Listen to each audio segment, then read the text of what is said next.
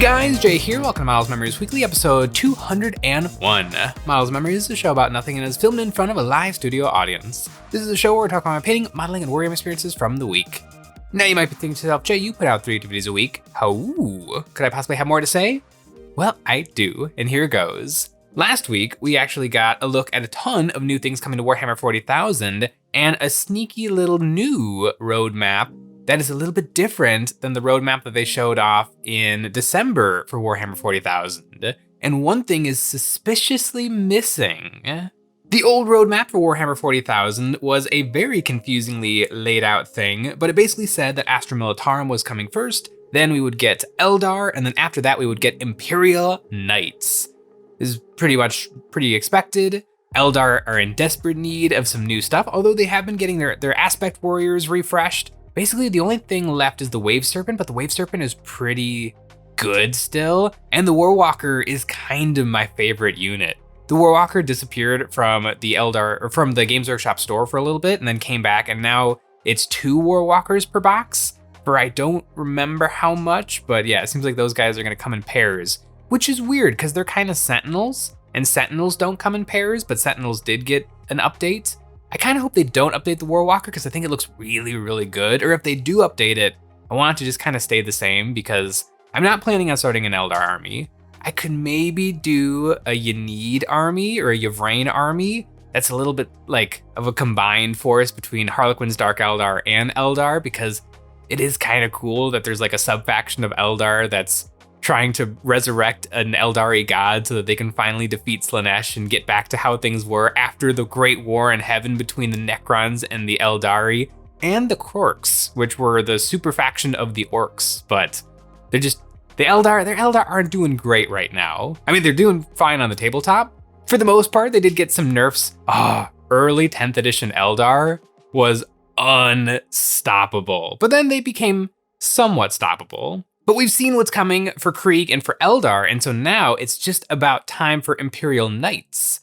But when Games Workshop showed off the Krieg and the Eldar, we got a new roadmap. And the new roadmap is pretty darn exciting, but it's missing Imperial Knights. In the new roadmap, we see what we've got right now. We've got the Eldar, the Krieg, and the Emperor's Children, which was kind of a surprise for early this year. And then coming up next, World Eater's Death Guard, Thousand Suns, very chaotic, getting all the chaos out of the way in the first quarter of the year. But then on the horizon, we've got 4 sneaky little pictures that are pretty obviously Grey Knights, a Space Marine in Gravis armor with some hot rod flames. That one is definitely the most mysterious. It's probably Salamanders, but we don't really have precedent for the regular medium popularity Space Marine chapters getting their own books. I guess Blood Angels. So we got Blood Angels, Dark Angels, but historically things like the Salamanders and the White Scars and the Raven Guard and the Imperial Fists, they don't really get their own codex. They get a little bit of attention, but they don't often get new models. And so this this Gravis Armor Marine, it kind of could be anything Imperium. I would bet, though, that it's Salamanders. Games Workshop is gonna eventually run out of things to refresh and to update, and so they're definitely just gonna dig a little deeper into the factions that they've already got. And Salamanders have a lot of meat on those bones to look at. And we need some new Gravis stuff. Captain in Gravis armor is a very interesting unit that doesn't really have a great place. Like, he doesn't have jetpacks, so he shouldn't attach to Inceptors, but I think he might actually be allowed to. He can attach to assault heavy intercessors, but heavy intercessors don't really want like a big smash captain attached to them because they don't want to get into close combat. They just want to park on an objective and remain there and just take volley after volley of enemy fire, but stay alive with their toughness 6, 3 wounds.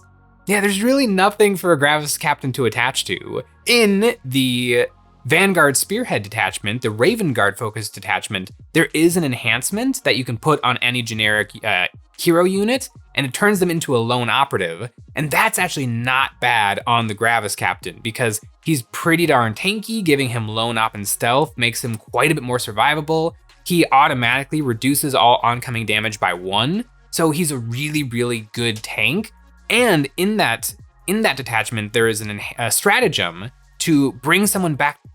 I'm pretty darn sure it's a stratagem that you can bring a HQ back to life as soon as they've died. And so you can essentially have like Uriel Ventress, or no, Huron Blackheart, Huron Rackhearth, Urion Rackhearth, the homunculus character. He has a come back to life on death. And so you can essentially turn one of your Space Marine HQs into that unit. So that makes for like a pretty darn good use of the Gravis Captain. But that one very specific scenario right now is like the reason that you would do that. And so it would be nice to have some more Gravis things. And I think it would be kind of nice if every single thing wasn't available to every single Space Marine, because it makes Space Marines kind of a nightmare to list build. I've been working on some like sneaky Phobos guys because I'm a little bit burnt out on just Black Templar, Righteous Crusade, oops, all Sword Brethren. And so I've been trying out like some of the other datasheets, and all Space Marine datasheets are pretty darn good.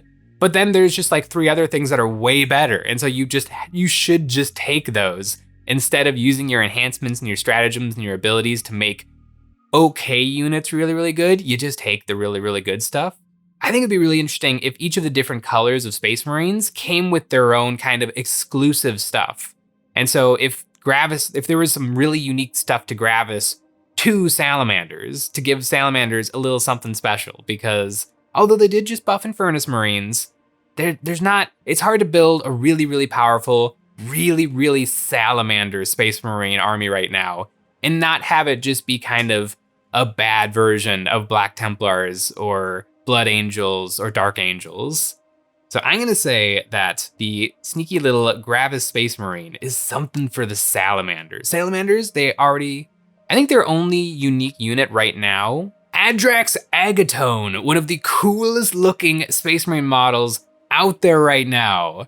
Some more models that are that interesting and that cool would be really, really awesome. I also wonder exactly how Games Workshop is gonna do it. Like some Space Marines chapters are big enough where they get their own codex, but I think another good way of doing it would probably just be slap a bunch of them together in one codex and just, because all a codex is a place to house the detachments. So just put out a book that's just only Space Marine detachments.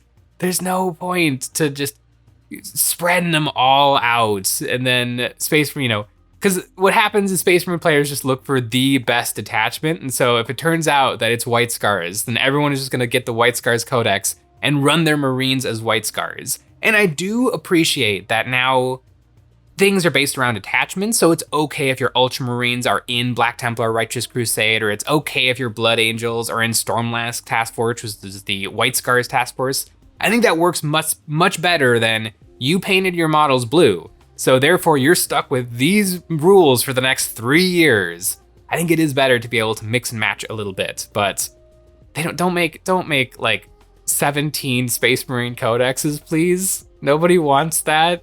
Just release them free, like the Grotsmas detachments. The Grotsmas detachments were so cool. 30 new ways to play Warhammer 40,000 just dumped on the Warhammer community download page. Fantastic. Just don't even do codexes anymore. Just do that. Getting back to the roadmap, after our little Gravis guy, we have a Black Templar Power Axe. Oh, Black Templar. I mean, Black Templar are gonna get their own codex, and I'm gonna have to buy that codex. I'm gonna try my best not to, but I'll probably end up buying the Black Templar codex. I have the old Black Templar codex, which is the 5th edition Black Templar codex, and it is glorious, but I don't know what could possibly come out for the Black Templar. We kind of already have everything. We have much more than the World Eaters have. I mean, we've got the Marshal and the Castellan, we've got the Emperor's Champion, we've got Helbrecht and Grimaldus, we've got the Sword Brethren, we've got the Blade Guard Veteran. Like, we kind of have our own scouts, we have our own vehicles in that they're the same vehicles that everybody else has, but we get to take a fancy multi-melta sponson. Like, the Black Templar kind of have it all. So I wonder what possible unit could be coming for Black Templar, because I'm assuming we're going to be one of those codex releases that is one new miniature, because so far they've always released at least mostly one miniature with the codex. So what are Black Templar gonna get? Like, we have so many characters already. Something that can attach to scouts? That wouldn't really, there's nothing left in the lore to really dig from. But if I had to guess, man, it is hard. Like, the Black Templar are done. We feel like a finished army. Terminators? Black Templar Terminators? I don't know. We couldn't even be given like an Inner Circle Companion style unit, which a lot of codexes have gotten. Like 3 to 5 guys with slightly fancier swords. We've already got slightly fancier sword guys in the Sword Brethren. So there's what's left? Infiltrator Squad? I don't know. Black Templar like to just get up close and personal as quickly as possible. I'm just absolutely crazily wish listing, but Rhino? A Primaris Rhino that can fit 10 guys? Because currently it's really hard to transport Space Marines. You need a repulsor, but repulsors are 180 points because they're way too good. Just give us a box, Games Workshop. Just give our Space Marines back our metal boxes so we can transport them around the battlefield. 5 guys in a repulsor, I guess 7 guys now in a repulsor, but it's effectively 5 guys, like the sandwich shop. It's not enough. Space Marines need a few different ways to transport their guys. We could always drop pod, but drop pods are kind of bad and expensive for what they are. Although I have been toying around with Sternguard Veteran in a drop pod, there's something to it, especially now with the changes to Devastating Wounds. I don't know. I have absolutely no idea what could be coming for Black Templar. But then after Black Templar, we've got another sneaky picture that is not Imperial Knights, and that is a Chaos Knight chainsword arm for a knight. And oh, Chaos Knights. Please, Games Workshop, do something interesting with the Chaos Knights. Chaos Knights, they don't even have some of the special abilities of the regular Imperial Knights, so there's kind of not a great reason to take the big stompy Chaos Knights instead of a whole bunch of Armigers. And that's kind of my complaint with Knights in general. Games Workshop, can you fix Knights? Like, they're not broken, they play fine on the tabletop, and very often they're a stat check army. Can your army deal with like 78 toughness, 12 wounds that a lot of them also have invulnerable saves? If you can't, then we should just call the game on turn 1. Like, Knights are boring. They make all of their hits, they make all of their charges, they're incredibly tough. Their turns take about 4.5 minutes. Like, make a perfect world for Knights. I think Knights should actually be worse stat line wise, but have more activations. Like, if they could do some kind of an like a reaction mechanic in my opponent's turn, so that the Knight is actually doing more things, but those things aren't just crazily automatically successful powerful, because that's really lame. Like, Imperial Knights, they're cool. It's really cool that there's a giant faction in Warhammer 40,000, but their stat lines and everything about them is just good. And that's boring. It's boring when you have, 3 big knights and 3 Armigers, and it's like impossible to deal with. If I was in charge of Chaos Knights, what I would do is I would do a giant mechanical sandworm.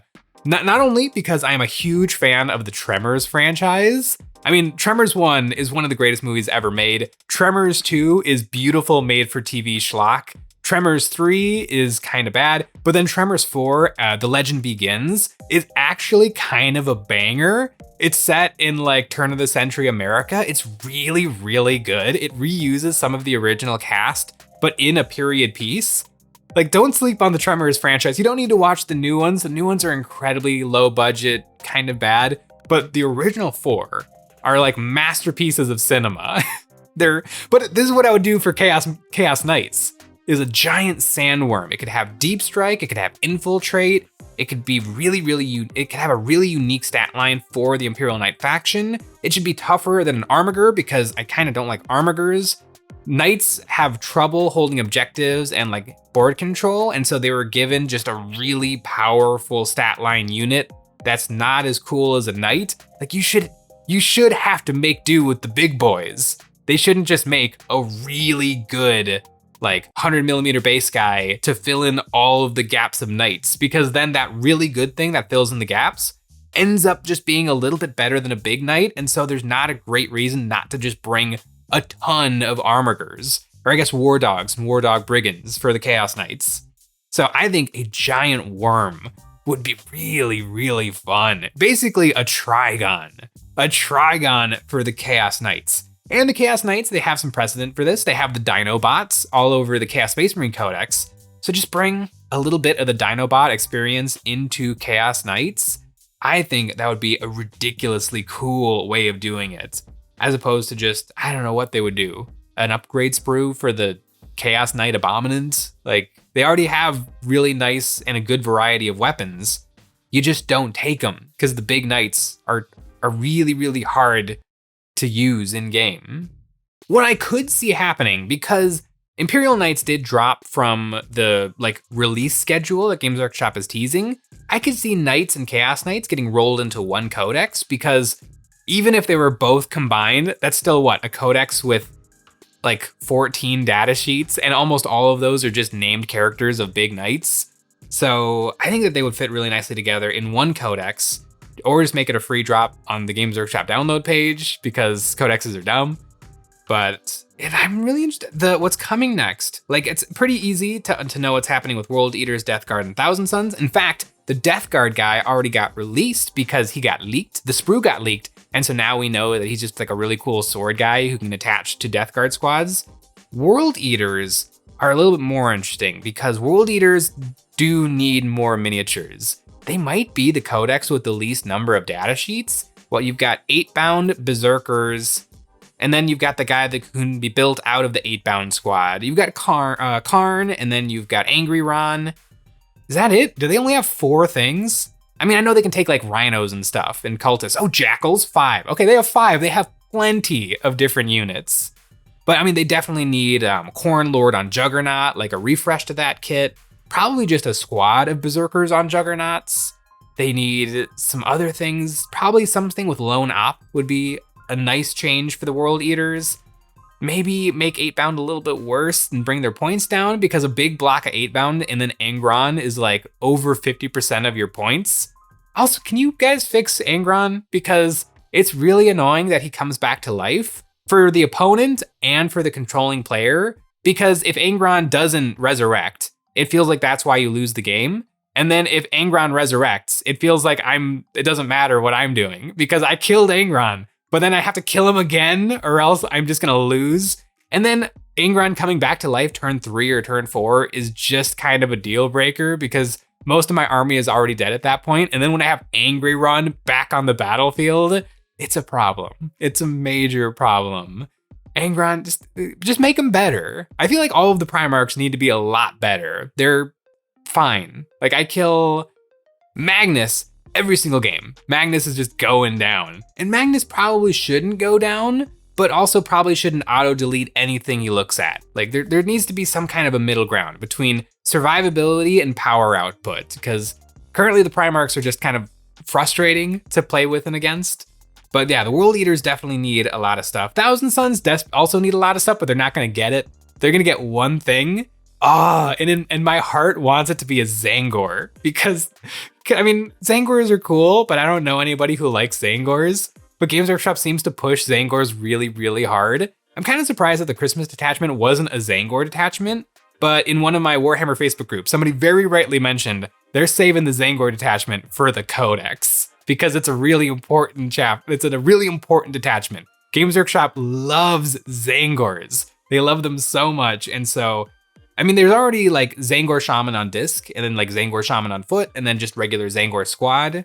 So maybe some Zinji cultists would actually be kind of a cool unit. It would step on the toes of Zangors a little bit, because Zangors are just a little bit better than cultists.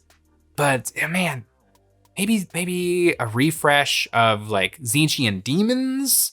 I don't know. I mean, there's always a lot of things that they could do, but I'm trying to imagine what is the lamest thing they're gonna do? Because that is probably gonna be the real one. And so what is the saddest thing? I don't know, just another Chaos Sorcerer, but not on disc. Although I think the regular base kit for Sorcerer lets you build on disc or not on disc. So it's already kind of satisfied. What is coming out for the Thousand Sons? Ooh, also, I'm changing my answer for World Eaters. World Eaters are gonna get Terminators. There's I forget in 30k, but in 30k there are World Eaters specific Terminators that are super cool and interesting. It would step on the toes of 8-bound, but I guess they would be teleporting and slow as opposed to really, really fast. Also, did you guys know that 8-bound have a strength 9 melee weapon? It's kind of crazy that little on-foot guys have a strength 9 weapon. It always takes me by surprise. Although it is really funny to see that strength 9 weapon, and then I've got like my Dark Eldar who are all toughness 3, 6 up and vulnerable save. And so even their base weapon, like the Eviscerator and stuff, are just way hilariously overkilling my guys. Oh, and then I get him back. I get him back with the Dark Eldar, because the Dark Eldar are full of tricks. But speaking of Dark Eldar, Games Workshop, Dark Eldar, literally, there are many data sheets in the Dark Eldar Codex that you don't sell models for.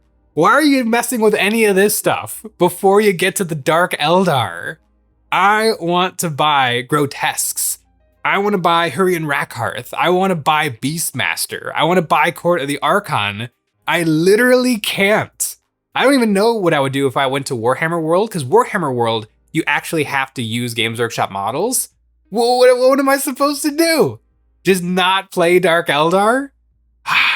They better be coming in like July, or like they better like second quarter of the year. Dark Eldar. Games Workshop, make it happen. I don't even care if you tie them in with like Yenneed and the Harlequins. Just Dark Eldar. We just need some stuff. The fact that Dark Eldar are actually missing data sheets is really disappointing. But you know what never disappoints? That's right, EonsOfBattle.com. EonsOfBattle.com is the place to find our new merch, like the Nick and Jay dice. I can't find the Jay dice, but just imagine the Nick dice, but much, much cooler. And in addition to our merch, our website is the best way to support us doing what we do with a membership. Each month, members get a credit that they can use on our new monthly terrain packs or any previous pack we have ever made. For the month of January, we made the Fall Part 2, Guns, Big Guns. This set focuses on printable high-caliber ordnance ready to rock a battlefield. This set features the enormous battle cannon, a building-sized gun encased in a Gothic shrine for sending 100-pound shells into orbit, the Sun Cannon, an energy turret for throwing hot balls of glowing energy across the landscape, and the Humble Field Artillery for mopping up whatever's left. This set perfectly complements the fall buildings and is the second of 3 sets focused on getting a proper 40k board up and running as easily as possible. I feel like the 2025 roadmap is actually pretty darn interesting because it is really hard to imagine what new units are coming to these factions and what new rules. Also, Games Workshop, make sure that you put the right number of detachments in the codexes. I think Eldar get a lot, and I'm pretty sure that Guard got 5 new ones, and Eldar got 8. 8 is the appropriate number. It's just words on a page. Put as many down as you possibly can. Like, Games Workshop, they missed a trick giving Tau, the entire Tau codex is 4 detachments, so I guess they have 1 from Index and 1 from Grotmis, so that's 6 ways to play Tau.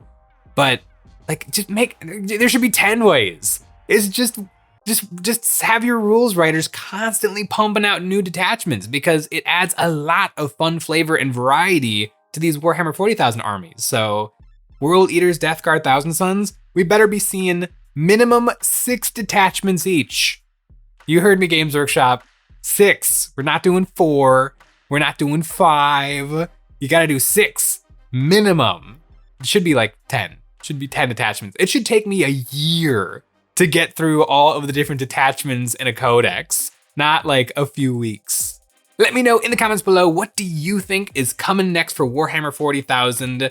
Please tell me what you think is coming for Thousand Sons. I have no idea, but I know Sean would love to read your comments. Thanks for watching.